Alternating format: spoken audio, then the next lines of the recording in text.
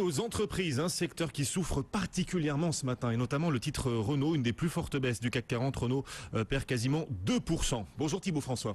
Oui, bonjour messieurs. Vous êtes cofondateur et associé de Fastea Capital. Renault recule à cause de Nissan, puisque les perspectives de Nissan en Chine s'assombrissent de plus en plus.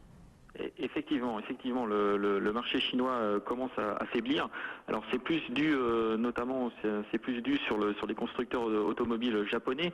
Vous savez qu'il y a quand même une certaine querelle territoriale en mer de Chine, et il y a en fait un boycott des produits japonais en Chine depuis quelques semaines.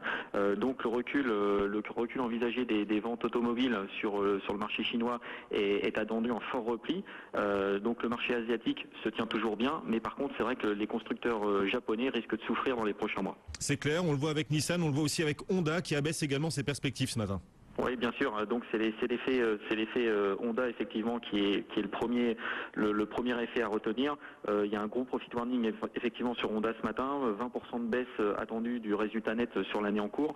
L'année se terminera fin mars pour Honda. Alors il y a deux raisons principales. Donc le ralentissement du marché chinois, je vous le disais, donc avec les querelles qu'il y a entre sino-japonaises, et aussi la vigueur du yen qui voilà. Des exportations. Effectivement. On a vu notamment la Banque du Japon être un petit peu surveillée à ce niveau-là. Est-ce qu'on a une idée chiffrée de l'impact devise sur ces constructeurs japonais ?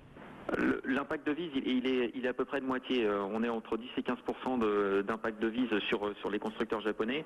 Et l'effet le plus important quand même reste l'effet volume et l'effet boycott qu'il y a sur les produits japonais. À titre d'exemple, par exemple sur le mois de septembre, Toyota, donc le numéro 1 japonais, a subi une baisse de 49% de ses ventes sur le mois de septembre seulement.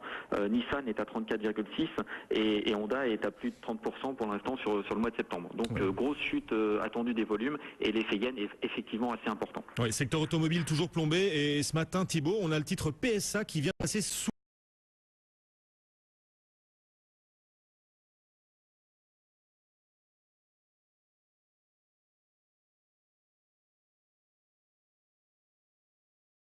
me semble tout à fait frappante par rapport à Alstom en 2003 et 2004.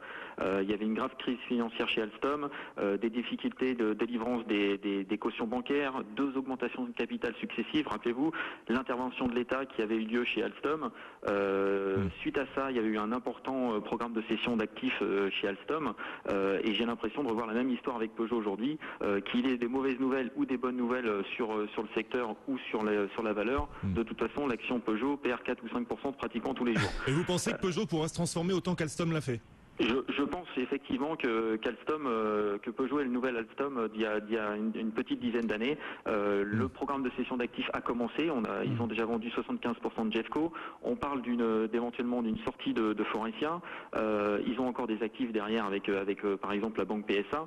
Tout ça pourrait être mis à l'ordre du jour sur 2013, et ce plan de cession d'actifs pourrait être l'élément déclencheur qui permettrait un retournement à la hausse de l'action Peugeot. Aujourd'hui, Peugeot à moins de 5 €, c'est une aberration boursière. Voilà. Et du coup, on profite de cette aberration boursière. En clair, c'est votre valeur fétiche aujourd'hui, Peugeot, en jouant une possible recovery ? Exactement, c'est-à-dire que si on est un petit peu téméraire aujourd'hui sur les marchés, il faut l'être. Exactement, on s'aperçoit que il faut avoir la niaque ce matin pour acheter du Peugeot. On s'aperçoit qu'Alstom en fait était à moins de 6 € en 2003-2004, elle est montée à plus de 70 € en moins de 3 ans. C'est un petit peu l'effet Peugeot qu'on attend. Maintenant, si on est un petit peu moins téméraire sur les marchés financiers, on peut jouer aussi la holding de Peugeot, la FFP, qui est nettement sous-cotée par rapport à ses actifs aujourd'hui, et qui n'a que 30%, on va dire, d'actifs Peugeot dans ses comptes. Enfin là, Thibaut, vous nous dites qu'il faut rattraper le couteau qui tombe. Là, vous allez vous blesser, Thibaut. Attention, mettez des gants. Exactement.